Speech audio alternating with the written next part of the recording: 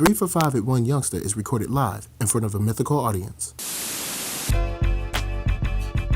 Haha, that's right. We 1 day late, but welcome to 3 for 5 at 1 Youngster. We gonna take down 3 topics, 5 minutes each, and we gonna do it up. So check it out. Getting started is, man, can you believe it?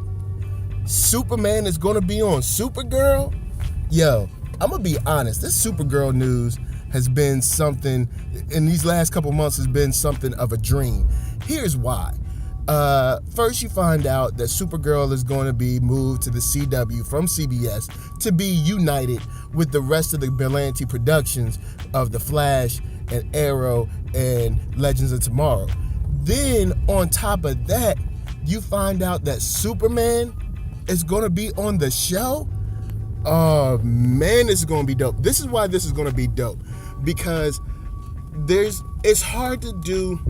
There's not many superheroes that have a whole bunch of siblings. You know what I'm saying? I mean, there are some, but there's not a lot that have siblings in the game. And even if they do have siblings in the game, none of them are as big as, of course, Clark. I mean, the dude, he's the big guy. So, I mean, having Superman as a cousin is a pretty big deal. And kind of like tiptoeing around that and hiding it is, I'm sure, something that's hard to do as a TV show. Now, of course, you don't want, Superman to take over the show of Supergirl. That's not what I expect, and I don't think that's what's going to happen. And that's not even sure what I believe the character of Kara is looking for. But what I would like to see is a situation where you have sort of like a support or a mentor role in times of need.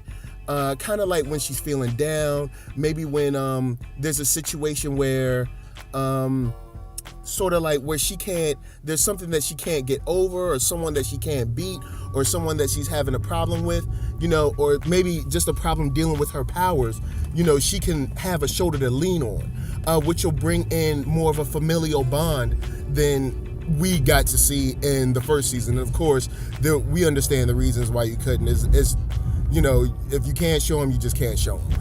But in this case, now you're going to be able to have someone there where she can kind of like get some mentorship and someone who she can like relate to, which I think will be really, really dope, man. I'm excited for this. I think this is going to be, all in all, a very, very great thing for the show. When you add in, Superman, I mean, it can't get anything that's better. So here's a little speculation on what I think is going to end up happening as far as Superman is concerned. I'm expecting to see Superman probably the first episode, and then maybe episode 4 and 5, and then maybe once again around like episode 9 or 10. Something where he's kind of like, dealing with the fallout of what happened in the first season, and kind of like in a sort of like, apologetic role. They'll probably throw in some stuff to describe and explain why, why he wasn't able to be around as much as he may have wanted to. Also, I would like to see them incorporate some super hearing. Having them talk to each other without chatting to each other, because like they could, potentially just talk to each other through super hearing, and they wouldn't have to use a chat message on a computer. I was like, that's one thing that kind of bugged me a little bit, because I'm like, yo, they're extremely super. Like that's their name. They're super. He's super. She's super. They don't need a chat message to talk to each other. But I understand when there's TV, there's things that you kind of gotta, there's show notes, there's studio notes, there's stuff that you just gotta deal with. But I would like to see them kind of like incorporate that and follow that. I also want to see, and I'm speculating on the idea that, Superman either already knowing John, as far as the Martian Manhunter, or getting to know him and like really, I guess, bonding with him. I would like to see, because in and I guess this isn't a spoiler because the season's been over. If you haven't seen it, you just don't want to watch it. But the Justice Society has been revealed in the season finale of Legends. So in this case, I would like to really see, if they're going to continue to form that with Superman, Martian Manhunter, Supergirl, Flash and all that. But of course, hey, only time will tell. Of course, we're going to chat it up, some geek stuff next time, some rack of news comes out. So I'm excited for it. I think this is a good thing. I've enjoyed Supergirl since the beginning. So, I mean, hey, nothing else but, good things are coming from this. Just so excited, to see this next season with everybody involved. So, of course, let's move on to the next topic. What we got? Love thing with Lisa. That girl be missing her cue. It ain't even that hard. I just be looking around. What song you were singing. Anyway, we have a question from the sisters to the fellas today. What is it? Okay. Do you like to be lied to? In other words, she needs to fake an orgasm to ease your ego. She is not that into you and prefer that she simply stop calling versus telling you the truth. Personally, I know these days everyone is scared of, I guess, confrontation, and people will real quick, people will be like, oh, keep it real with me. Be real with me. Be honest with me. Just let me know what's going on. But then when it's them, they don't never want to step up and tell the truth. They'll be like, well, I just won't text no more. I guess they get the point. Like, I'll say I dated this girl who shall remain nameless. And she broke up with me, but she straight up told me she wanted to break up. She didn't drag it on. She didn't, stop answering my calls. She didn't stop answering my texts and stuff like that. She just straight up told me, this is what's going on. This is how I feel. I don't want to be in a relationship no more, blah, blah, blah. And to this day, I can respect her because I was like, yo, she kept it real with me. She didn't hurt I was crushed because, I got dumped, but she didn't hurt me in a way, like when someone's real with you, you can respect them and it hurts differently. You know what I'm saying? Yeah. And I feel like when it comes to people in general, when you're straight up, yes, it's going to hurt because whatever you're telling them, they're not going to like, but they can respect you in the long run. You know what I'm saying? Well, that's about the whole breakup thing. What about this part where it says she needs to fake an orgasm? Do you want a woman, would you rather she fake an orgasm, so you feel good rather than... No, I would rather her tell me what she needs to get off. If she's nasty, that's okay. I'm nasty too. But that's TMI right now. Go ahead. Anyway, like I said, what she needs to do is just tell her man what she needs. Like, don't be sitting around in the bed and like, oh, well, I guess I'll just fake it because I don't like nothing. No. Tell the guy. Talk about the sex. Be like, yo, this is what I like. I like this. I like you to do this. If you do this, it makes me feel so good and blah, blah, blah. No man is going to know, oh, this is what she likes and be like, I ain't going to do it out of spite. No. If you tell a man, yo, if you do this, it's going to make me go through the roof. He's going to be like, woohoo. He's going to be like, shoo. Man, he's going to do everything he possibly can to make sure he does exactly what you stated to him, to make sure that he gives you that feeling. Because as a man, there's pride in pleasing your woman. You know what I'm saying? So you don't want to be sitting around like, man, I can't please nobody. You want to be like, yeah, you want to come in the bedroom like you trying to win an award. You know what I'm saying? You want to come in that joint like, yeah, I'm about to tear it up. Because I know everything she liked. She told me what she liked. Now all I got to do is follow instructions. And we are very good at following instructions. What? Oh, we are extremely good at following instructions. Just tell women out there. This must be the only area that men are good at following instructions in. Please. Women, tell your men, please. Please tell your man what you need physically. He will give it to you. Tell your man what you need mentally.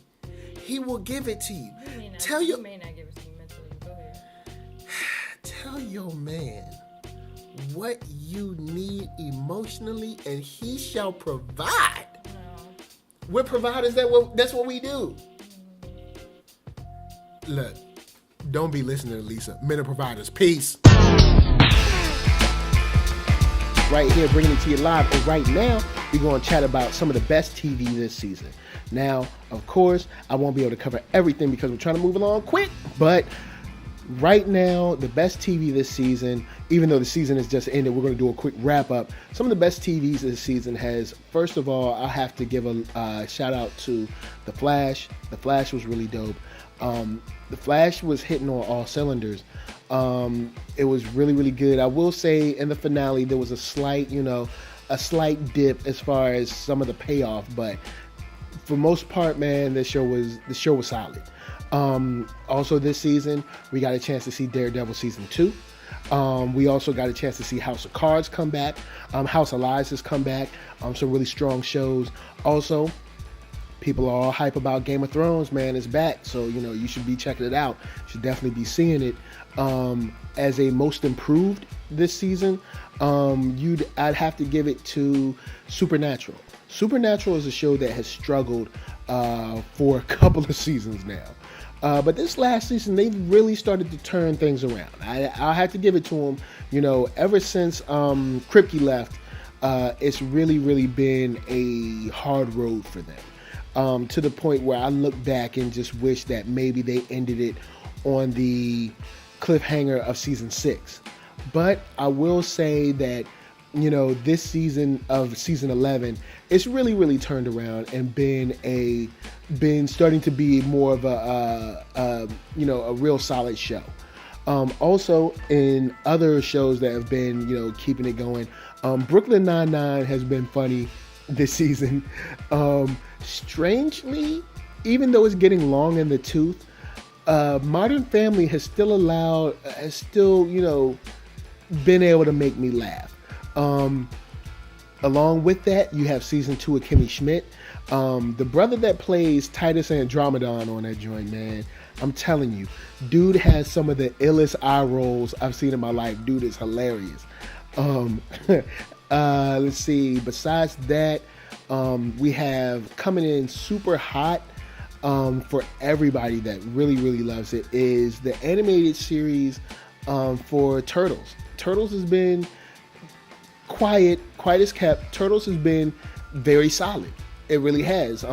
This season, I know it's kind of for the kids, but Turtles has been really solid. I know this is it's more playful, but I will say, from what I've seen this season, really, really solid. Now, a show that I believe was strong and then got weak and then got strong again in the end is Star Wars Rebels. Now, of course, Star Wars always kind of lives on its own, probably deserves its own little piece. But as far as TV this season, Star Wars Rebels was another, I'll say all in all, overall, it was solid.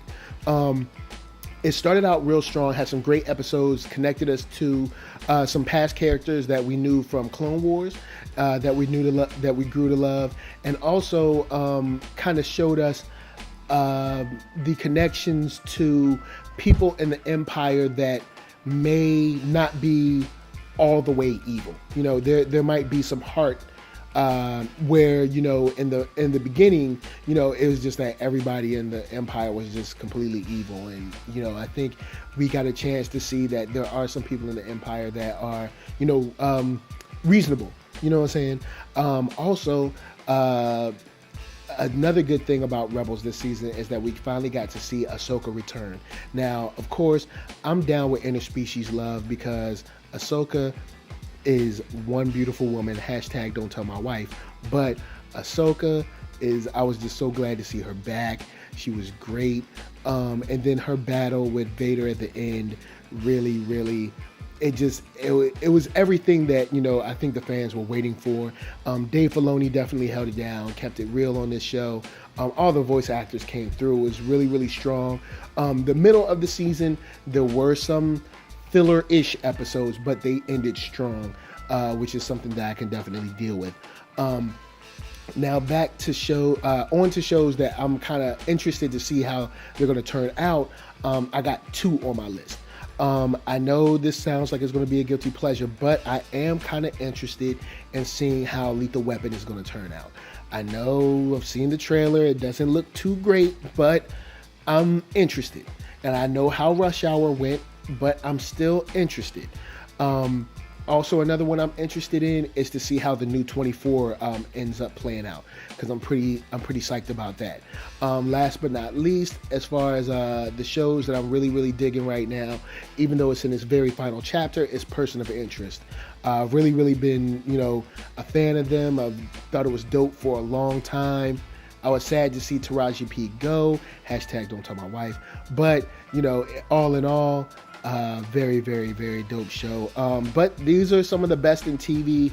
I think I could run down real quick some stuff that you might want to check out and take a peek at. Of course, there's, honorable mentions like Better Call Saul. But for most likely, you've already checked that out. So, keep an eye out. Ray Donovan should be back soon. The Strain will be back because it's summertime. So you guys keep your eyes open. And you know what? I'll see you later. 3 for 5 at 1 Youngster is brought to you by A Full Tang Design. Also sponsored in part by Naswip and Ixrafo. Sweet